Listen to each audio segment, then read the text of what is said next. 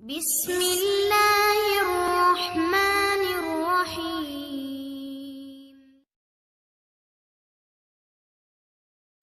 قرآن کریم اللہ کا کلام ہے، ہم سب صد کے دل سے اس پر یقین کرتے ہیں۔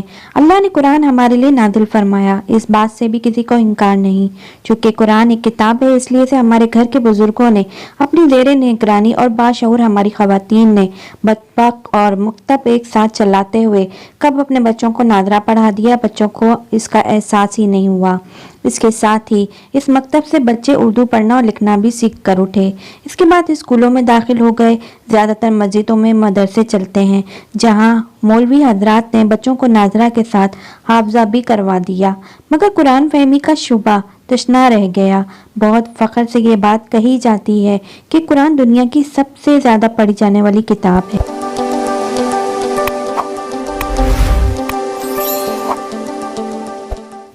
ہر روز مسلمان نماز میں اس کی تلاوت کرتے ہیں، مگر نماز میں وہ ازبر کی ہوئی صورتیں اور دعائیں بغیر سمجھے دہراتے ہیں۔ اس کی وجہ قرآن کا عربی زبان میں ہونا بتائی جاتی ہے، مانا کہ قرآن عربی زبان میں ہے جو ہماری زبان میں نہیں ہے، مگر ہم ہر روز انگریزی، ہندی، کسی علاقائی زبان کا لفظ یا کمپیوٹر کی زبان تو سیکھتے ہیں، تو پھر اس زبان کو سیکھنے کی کوشش کیوں نہیں کر سکتے جس میں ہمارا دین اور ہمارا ایمان سمجھایا ہو۔ حال کے دنوں میں ہم نے 90 برس کی وادیوں کو سمودھان جیسا مشکل لفظ کہتے سنا۔ اس کے ساتھ ہی وہ قانون کی بھی چند باتیں سمجھا رہی تھیں۔ ظاہر ہے اس عمر میں یہ سب انہوں نے دوسروں سے پوچھ کر ہی سیکھا۔ اسی طرح بچے جس بھی کلاس میں پڑھتے ہیں، اس میں اچھے نمبر لانے کے لیے سبق کو سمجھ کر پڑھتے ہیں، جو سمجھ میں نہیں آتا پوچھتے ہیں۔ کوچنگ کا پورا بزنس اسی کی دین ہے۔ انگریزی سیکھنا اور بولنا عام چلن میں ہے، وہ بھی تو ہماری زبان نہیں ہے۔ اسی طرح عربی زبان کو قرآن فہمی کی حد تک سیکھنے کی کوشش بھی ضروری ہے۔ اللہ کا شکر ہے کہ ہم ٹیکنالوجی کے ایسے دور میں داخل ہو چکے ہیں کہ اب سیکھنے سکھانے کا مرحلہ زیادہ آسان ہو گیا ہے۔ ایک کلک سے سن کر بھی کافی چیزیں سمجھ سکتے ہیں، یا جس زبان کو ہم جانتے ہیں اس کا بھی سہارا لے سکتے ہیں۔ غرض کہ عربی زبان نہ آنے کا بہانہ اب نہیں چلے گا، قرآن کو کسی بھی طرح سمجھنا ہے۔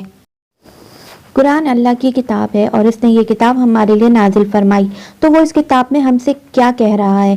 اس سوال کے ذہن میں آتے ہی قرآن کا سمجھنا ضروری ہو جاتا ہے۔ قرآن اللہ تعالیٰ کا پیغام ہے اور اس سے ہمارا فہم کا تعلق ہے۔ اتنی سی بات سمجھ میں آ جائے تو ہمارے بہت سے مسائل خود بخود حل ہو جائیں گے۔ حال ہی میں مجھے قرآن پاک کا ایک نسخہ مع ترجمہ و تفسیر مسمہ یا تبیان القرآن از حضرت مولانا سید ایاز الدین صاحب مظاہری الہ آبادی موصول ہوا۔ اس نسخے نے میری توجہ اپنی جانب مبذول کی۔ اس کی دو وجہ ہیں۔ ایک تو اس کا ترجمہ اس طرح کیا گیا ہے کہ قرآن کی آیت میں استعمال ہونے والے الفاظ کے معنی سمجھ میں آنے لگتے ہیں، اور پوری آیت کا ترجمہ بامعنی جملے میں کیا گیا ہے۔ اس طرح ہم خود کو قرآن کی آیت اور اس کے معنی سے جوڑ کر دیکھنے لگتے ہیں۔ جب بات سمجھ میں آنے لگتی ہے تو ایک خوشگوار احساس ہوتا ہے اور آگے کی باتیں جاننے کا تجسس پیدا ہوتا ہے۔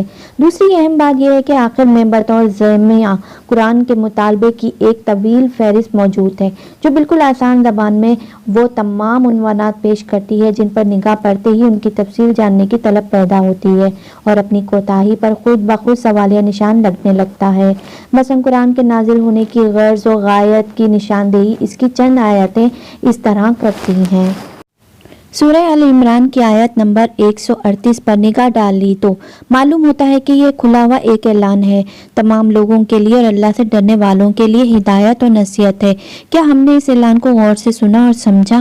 سورہ مائدہ کی آیت نمبر 15 اور 16 کو پڑھیں تو پتہ چلتا ہے کہ تمہارے پاس اللہ کی طرف سے ایک روشن چیز اور واضح کتاب آئی ہے۔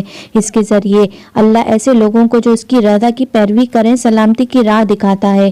کیا ہم نے اس کی رضا کی پیروی کی کوشش کی؟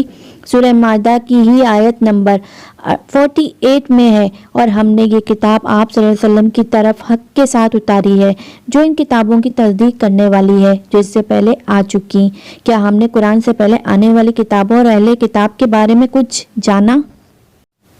سورہ انعام کی آیت نمبر 90 بتاتی ہے یہ قرآن تو تمام جہان والوں کے لیے ایک نصیحت ہے، کیا ہم نے اس نصیحت پر غور کیا؟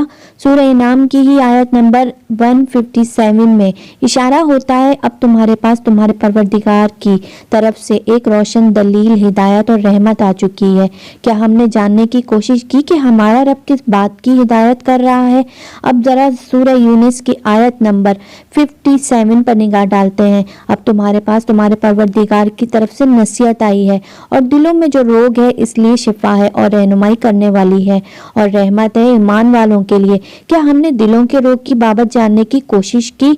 نحل کی آیت نمبر 64 کو دیکھتے ہیں، اور ہم نے آپ صلی اللہ علیہ وسلم پر یہ کتاب اس لیے نازل کی ہے کہ جن باتوں میں یہ لوگ اختلاف کرتے ہیں آپ لوگوں کے سامنے انہیں کھول کر بیان فرما دیں، اور ایمان والوں کی ہدایت اور رحمت کی غرض سے کن اختلافات کی طرف اشارہ کیا جا رہا ہے؟ سورہ نحل کی ہی آیت نمبر 89 میں فرمایا جا رہا ہے اور ہم نے آپ صلی اللہ علیہ وسلم پر قرآن اتارا ہے جو دین کی تمام باتوں کا بیان کرنے والا ہے اور مسلمانوں کے لیے بڑی ہدایت، رحمت اور خوشخبری ہے۔ دین کی تمام باتیں جاننے کے لیے کیا ہم نے اس پر غور کیا؟ سورہ بنی اسرائیل کی آیت نمبر 9-10 کا مطالعہ کریں تو معلوم ہوتا ہے بے شک قرآن ایسے راستے کی ہدایت کرتا ہے جو بالکل سیدھا ہے، اور ان ایمان والوں کو جو نیک کام کرتے ہیں ان کو یہ خوشخبری دیتا ہے کہ ان کے لیے بڑا اجر ہے، اور یہ بھی بتاتا ہے کہ جو لوگ آخرت پر ایمان نہیں رکھتے ہم نے ان کے لیے دردناک عذاب تیار کر رکھا ہے۔ کیا ہم نے سیدھے راستے کی تفصیل جاننی چاہی؟ سورہ بنی اسرائیل کی ہی آیت نمبر 82 پر نگاہ ڈالتے ہیں، اور ہم قرآن میں سے ایسی چیزیں نازل کرتے ہیں جو ایمان والوں کے حق میں شفا اور رحمت ہے اور ظالموں کو اس سے اور نقصان ہی بڑھتا ہے۔ یہاں کس شفا اور رحمت کی بات کی جا رہی ہے؟ کیا ہم نے سمجھنے کی کوشش کی؟ قرآن کے نزول کی غرض و غایت جان لینے کے بعد اسی فہرست سے اس کے چند مطالب پر بھی نگاہ ڈالنی ضروری ہے۔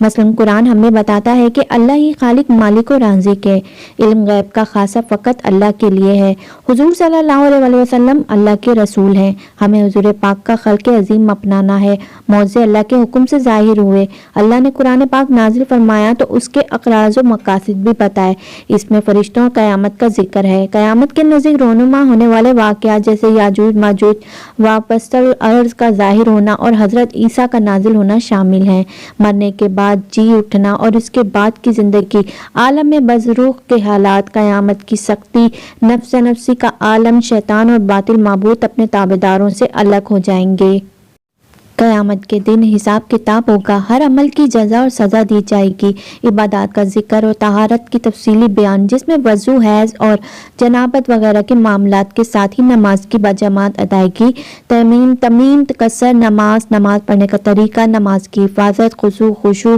وقت کی پابندی، دکھاوے کی نماز پڑھنے والوں پر عذاب الہی، اور یہ بھی بتایا کہ نماز بے حیائی سے روکتی ہے، زکوٰۃ، صدقہ، ان کے مصارف، روزہ، اعتکاف، لیلۃ القدر، حج، خانہ کعبہ کی تحریم و تعظیم، عمرہ، احرام، طواف، نکاح، ولی نکاح کس کس سے جائز ہے، مہر، تاکید کی گئی، کوئی مسلمان بنا نکاح کے نہ رہے، طلاق کی تفصیل، عورت کو طلاق کا اختیار، خلا، اظہار، لعن کا ذکر، عدت کا بیان، چور اور ریزن کی سزا، ریزنی کی سزا، تہمت لگانے والے اور ثبوت نہ لانے والے کی سزا، پردہ، وصیت اور میراث، خرید و فروخت، سود، جہاد، صلہ، مال غنیمت، غدار و غائن، دشمن سے سلوک، دشمن سے بھی عہد نہ توڑنا، اسلام میں داخل ہونے کے لیے دشمن کو مجبور نہ کرنا، دشمن پر ظلم و زیادتی نہ کرنا، حضرت آدم اور حوا کا بیان، ابلیس کا ذکر، دیگر نبیوں کے قصے، حابیل قابیل کا ذکر، مختلف واقعات جیسے اصحاب کہف، ہاروت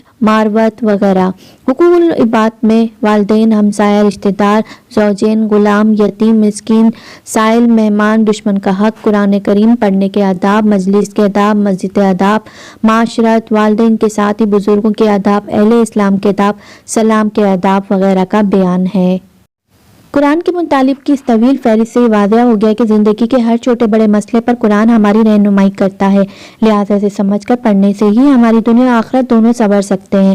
قرآن کو نہ سمجھنے کی وجہ سے مسلمانوں کو ذلت و رسوائی کا سامنا کرنا پڑتا ہے۔ اس کی تازہ مثال طلاق پر چلی ملک کی بحث اور اس کے انجام کی شکل میں موجود ہے۔ ہم جانتے ہیں کہ زندگی ہر قدم سیکھنے کا نام ہے، چونکہ از مہد و نالید سیکھنے جاتا ہے تو سب سے پہلے قرآن کی طرف رجوع کریں، انشاءاللہ اللہ ہر مشکل آسان کر دے گا۔